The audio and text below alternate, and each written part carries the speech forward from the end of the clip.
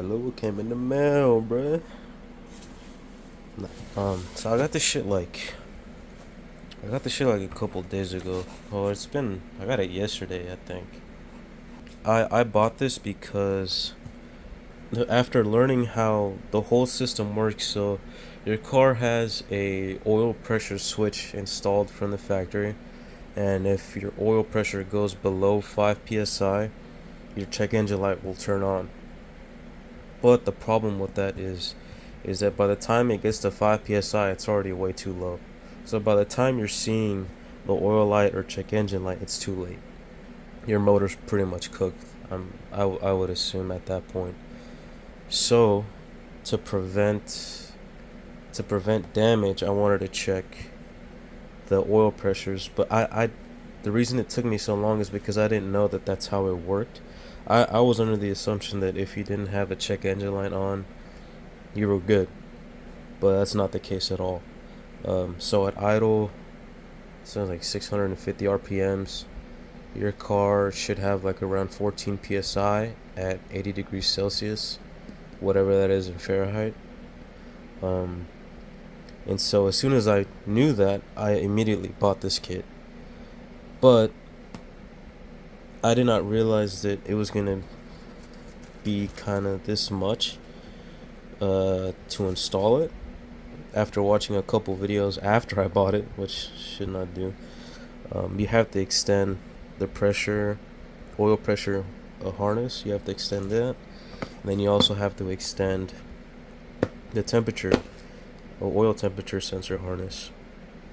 Not only that, but um, my original thought was that I was gonna get, because I heard about teeing into the oil pressure switch, and then you can install your sensor, your oil pressure sensor, with the T on the pressure switch. But that was until I saw this hoe, and I was like, because it was supposed to be a three-way, so it's a male to three female. And I was thinking, oh, okay, I'll just get a three female, and I'll put the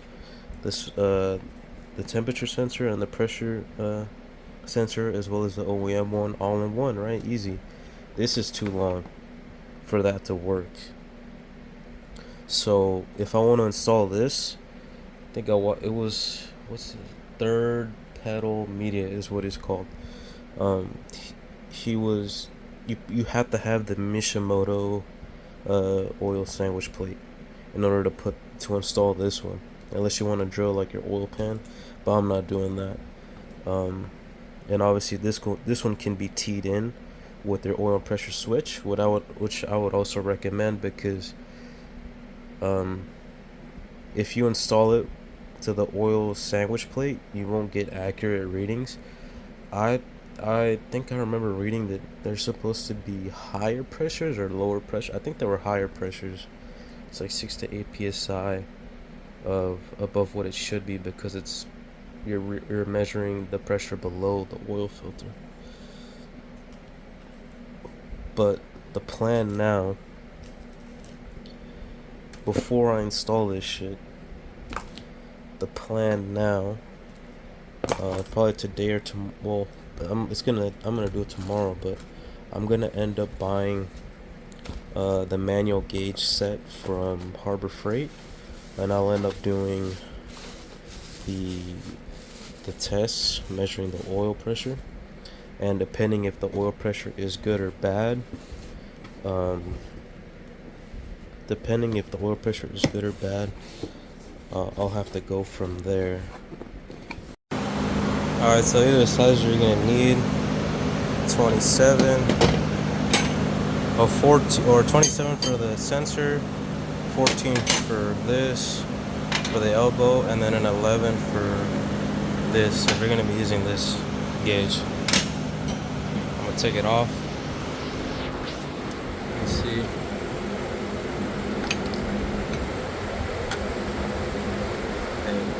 That I'm at the stop recording. That way I can do this. Oh, it's too long. Really easy to take off. Someone in a video says this is only supposed to be torqued to 11 foot-pounds, so whenever you put this on, it shouldn't be that tight. Well, I'm gonna have to do this shit tomorrow because both of the elbow fittings that I have don't fit, and the threads are fine. Like, the threads aren't fucked up at all. Let's see if it wants to. The threads are fine. It's just the both elbows that came with this kit. One of them one of them threads in, but then stops like one turn in. So I'm pretty sure that's the MPT one. Because I had figured out which one was MPT and which one was BSP at home. But the BSP one that came with the kit, it doesn't want to thread in at all. Like, it doesn't want to start to go in at all. It doesn't want to catch whenever you're trying to put it in. So I'm probably gonna have to bring other fittings that I have at home, because I have two fittings that I bought off of Amazon that I was gonna use for the gauge, the Infiniti or the Innovate gauge. So I'll put them bitches in there, and then I'll use that for the tester. It sucks that I gotta do this shit tomorrow, because I just want to get this shit off of my mind as soon as possible. Like, I know I'm good. I'm probably gonna be fine. But like I said, I've been pushing this car extremely hard ever since I got it, really. And oh fuck, I don't want to drop the sensor. And I haven't heard. I mean, I've heard rattling noise, but it's not coming from the motor. I know that for a fact. It's actually coming from this cat, this passenger side one. Because it's been a while, but I've been under here, and with the stethoscope, I was able to determine that it wasn't coming from the headers. It was coming from like this section on the cat. It's not coming from the front of the motor or anywhere near the motor. So whatever the rattling noise is, I'm pretty sure I'm fine. But that sucks that this is how shit went down. I just want to get this shit over with. That way I can have confidence in my car again. But it's some fucking bullshit. So bullshit that it doesn't fit.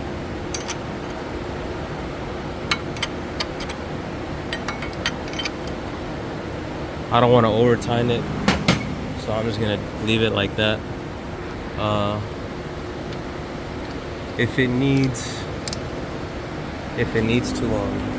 If it starts leaking or whatever, I'll tighten it some more. But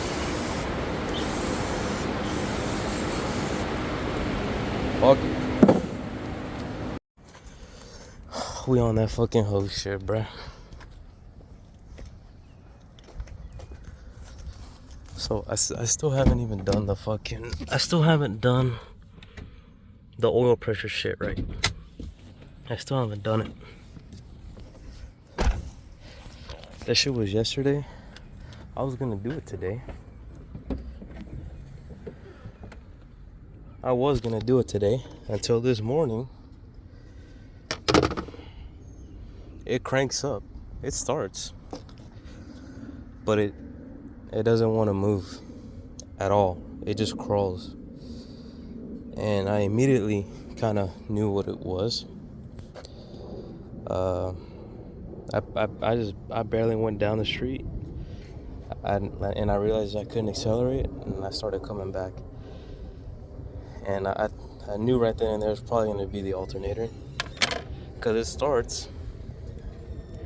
starts, but it doesn't want to do shit. And during lunch, it's already the end of the workday, but during lunch, I brought a DMM and a battery tester. Tested the battery. It was bad. I knew the battery was bad for a while. I just didn't know that having a bad battery could fuck up your alternator, which I should have known that. I mean, it makes sense. Obviously, it's putting more load on the alternator, and that means it'll wear out. I know it's not the belt or the tensioner because it's not squeaking, and that there's no looseness in the belt.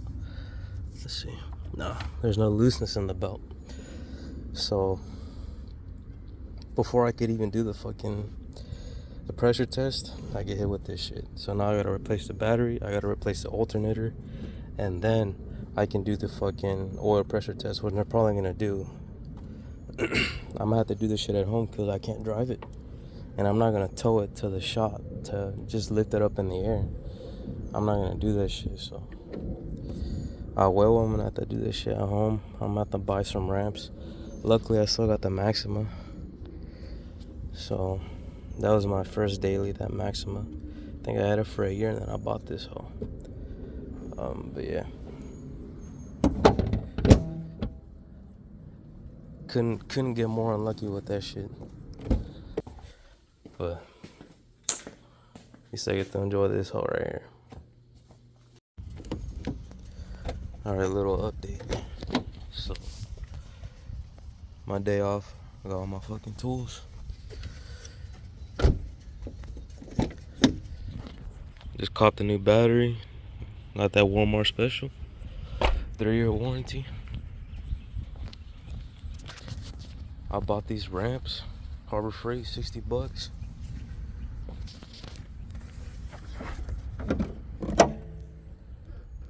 And here we are. So I already took out the battery. I'll probably put it in after I've put in the alternator. Obviously, I watched a couple videos, so I'll take off your coolant reservoir, your intake box. That shit's really easy. The belt is loose right now because the tensioner is loose. Pro tip, if you don't have any weird piece of metal or whatever, you can just use one of the bolts. I took this one out and put it in there. You'll need a 3/8 and you'll have to pull it. I think, yeah, you want to pull it up. You want to pull that wrench up. I would suggest a pretty long ratchet because the one that I had wasn't long enough and I thought it was going to be fine, but it was not. As you can see, I didn't take off the coolant hose or anything. All I did, since I've already watched videos, but loosen this bolt, remove this as well, and you'll have to move the fans above this bolt. So you'll have to pull it out and go above this bolt, and then you'll have enough clearance to remove the alternator. You can see alternator is already removed. I took it to a shop that had good reviews to get it rebuilt because I didn't want to buy some shit from AutoZone, and I didn't want to go to the dealer and spend $450 or $460 for a remanufactured one. I was like, what the fuck's the point? I might as well just get it remanufactured locally. So I brought it to them this morning. It's only been like an hour or two, but they said that they can get it done today. So yeah, so far so good. All right, quick update. So whenever I took out the alternator, it was Friday. Took it out during the night because I didn't want to deal with the heat, and I came back from work. But I just got this back from a shop that I took it to. I don't know why there's $1 here. I don't know. But I got it back from the shop that I took it to, and it looks super clean. They have a 6-month warranty on it. But yeah, I'm gonna install this today, probably like at 8. That way it's not so hot. And I got all my tools with me. So yeah, we should be okay. The connector did break whenever I was removing it, which is something that's pretty common with whenever you're messing with the alternator and you have to remove. Is this really? Yeah, the 2/8. Oh, and this goes okay. It's one thing that I am worried about is I wonder if they just gave me like a remanufactured one, but I don't know. That's why I should have checked the label, because whenever I saw the label, I was like, wow, I'm surprised it has the label on it, because it was really dirty. But I should have looked at the label before I gave it to him. That way I knew that the one that I got was mine, and it's not just like another one. But I mean, I feel like the craftsmanship from the shop that I gave it to should be. I mean, I've never used them. They just had like a 4.9 rating, so I was like, fuck it. They seem pretty legit. But yeah, I'll get it installed, and then if it works, I'll end up doing the pressure test. But yeah, I'll do it like a couple hours from now. So I just came back from work, so I'm gonna go eat, chill, wait for the sun to go down, and then get that bitch lifted up. Here we are. I got it. I got it installed. Today I just I installed it yesterday. I think I finished like around 10. I broke the alternator clip, this is gonna be the replacement for it. I still have to do the oil pressure test, and then I also have to expose my what's it called? My kill switch, because anytime you disconnect the battery, you have to retrain the fob. But yeah, it was a bitch. I'm not gonna lie. To get out that one long ass bolt, out, that shit was really hard. And to get it back in was even harder. You're definitely gonna need like another person, more than likely, to help you, because to get the bolt out, it's not so hard.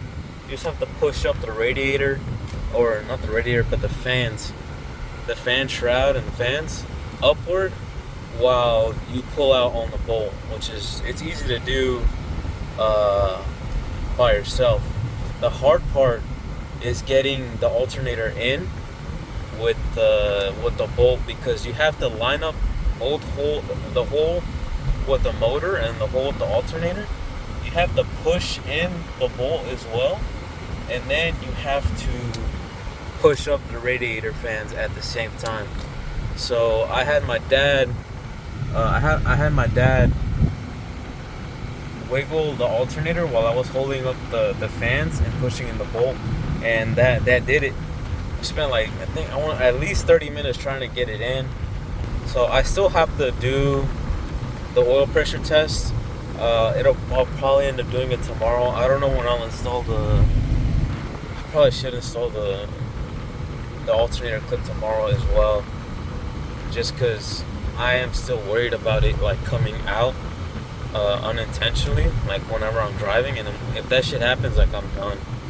But yeah, I don't know how long this video is gonna be, because this shit's been at least a week or two at this point.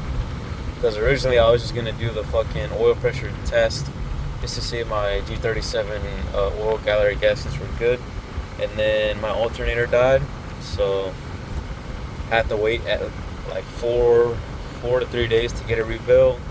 I replaced the battery at the same time as well, because the battery was 7 years old. It's probably what killed the alternator, that and age. It was just too much for it, and I'm pretty sure that's what killed it. Alright, so I'm finally doing this shit, finally, right?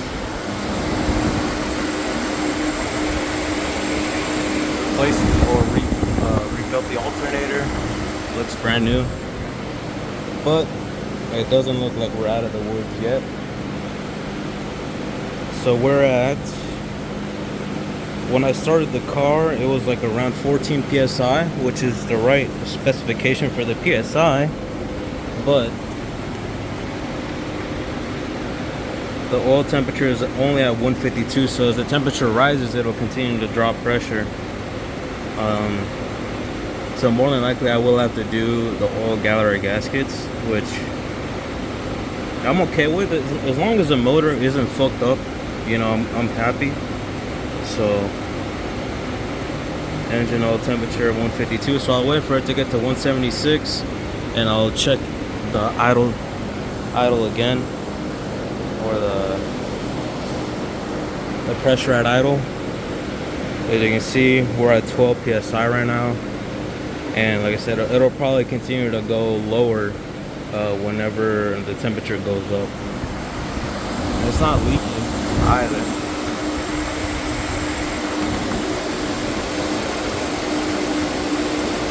But I mean, it is what it is. Yeah. So I'll be back whenever that shit gets up to temp. So here we are.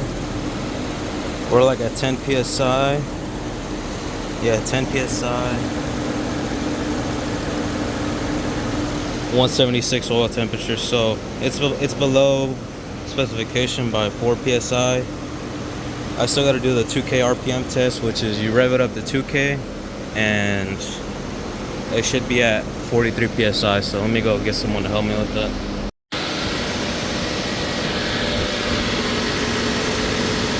$1,932.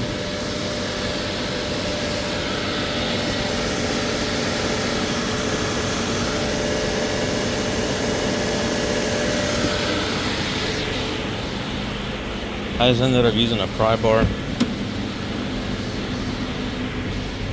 but I'm just gonna say we're gonna need gallery gaskets. I mean, we're only 100 RPMs off. But yeah, shit fucking blows, dude.